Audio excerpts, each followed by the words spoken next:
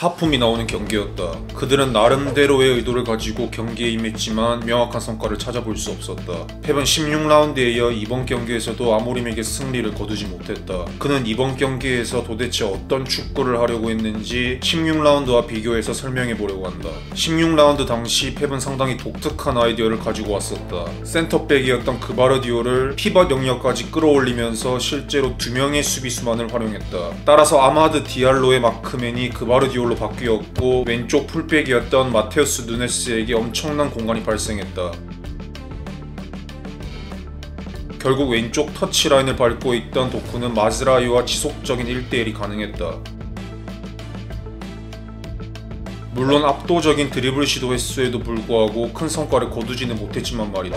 즉 당시 맨시티 공격 컨셉은 도쿠를 극단적으로 활용하는 방식이었다. 그러나 이번 경기는 달랐다. 홀란드가 없었다. 따라서 레알과 챔스 2차전에서 펼쳤던 아이디어를 들고 왔다. 그 당시 사비뉴와 마르무시가 풀백과 센터백 사이에 위치해 2명이 4명을 고정시켰다는 아이디어를 언급한 적이 있었다. 이것이 성공한다면 중원의 수적 우위를 활용할 수 있다. 이번 경기도 이와 비슷했다. 포든과 마르무시가 전통적인 포워드로서 움직이는 것이 아니라 맨유 스토퍼인 마즈라위와 요로 바깥에 위치했다. 그들은 언제든지 침투할 준비를 하고 있었다. 속도 싸움으로는 그들이 우위이기 때문이다.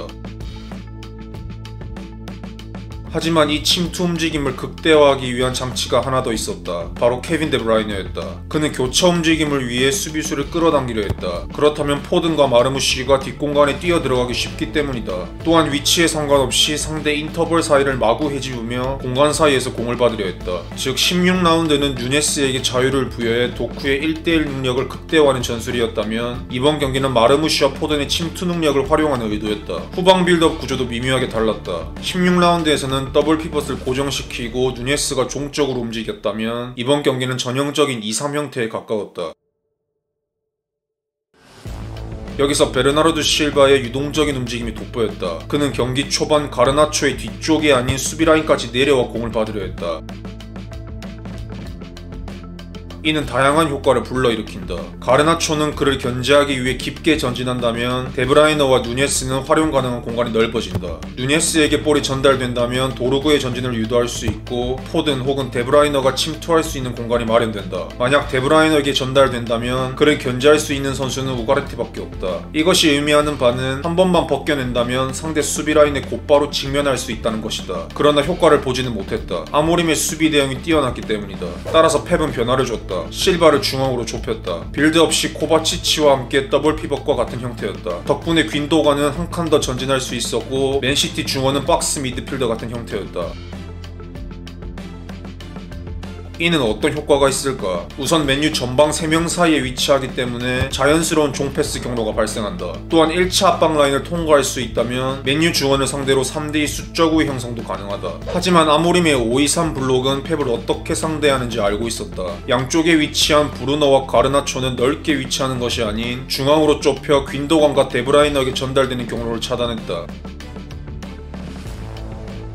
그렇다면 시티의 패스 경로는 측면밖에 없다. 아모림은 기뻤을 것이다. 좌우 측면에는 누네스와 오라일리가 있기 때문이다. 그들이 볼을 잡았을 때는 맨유에게 덜 위협적이다. 결국 치명적인 위협을 만들지 못했다. 그렇다면 맨시티가 의도했던 공격 장면은 무엇이었을까? 첫 번째는 포든의 침투를 활용한 장면이다. 공격 전환 시 맨유 수비 블록이 붕괴되어 있다. 귄도가는 포켓에 위치한 데브라이너에게 볼을 전달했다. 이때 포든은 윙백과 스토퍼 사이에 위치해 패스 타이밍에 맞춰 침투하고 있다. 물론 맥과이어의 커버로 성공하지 못했다. 다음 장면도 포든의 침투를 활용한 장면이다. 오라일리가 볼을 쥐고 있을 때 마르무시는 영리한 움직임을 가져갔다. 하프 공간을 향해 직선으로 침투하는 것이 아닌 자신의 마크맨을 떨어뜨리려 뒷걸음질을 하고 있다. 마즈라위는 자신으로부터 거리가 멀어지고 있기 때문에 물러서는 상태에서 순간적으로 전진하기 어려웠다. 마르무시는 침투하는 포든을 향해 스루 패스에 성공했지만 마즈라위의 커버로 골문을 위협하지 못했다. 마지막 장면은 데브라이너의 하프 침투 상황이다. 포든의 패스 경로를 차단하기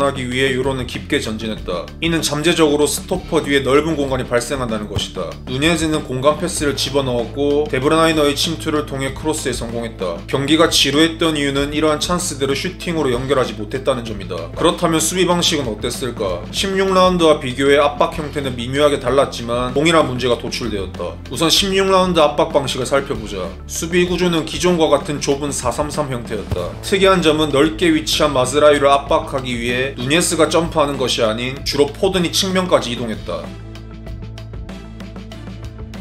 이는 귄도건과 실바까지 빠르게 이동해야 한다는 점이다. 이러한 구도가 반복되자 뛰어난 스태미나를 가진 포든과 실바라도 체력이 떨어질 수밖에 없었고 압박 경감이 부족해 측면 전환을 지속적으로 허용했다. 그렇다면 이번 경기 압박 방식은 무엇이 달랐을까? 형태는 같았다. 좁은 433 형태였다. 다른 점은 귄도건이 아닌 오라일리가 깊게 점프하는 전통적인 방식이었다. 하지만 다음 내용이 문제였다. 맨유 선수들이 접근하는 속도를 맨시티 선수들이 따라잡지 못했다. 결국 지속적으로 공간을 허용했고 맨유가 기회를 창출하는 횟수가 더 많았다. 이것이 의미하는 바는 무엇일까? 방식의 문제보다는 수비 강도와 견고함 자체가 부족하다는 것이다. 펩은 기본으로 돌아가야 한다. 그가 추구하는 완벽한 시스템을 위해서는 완벽한 부품이 필요하다. 하지만 완벽한 부품은 뛰어난 선수를 영입하는 것이 아닌 기존의 부품을 갈고 닦아 기본의 중요성을 다시 일깨워야 할 것이다.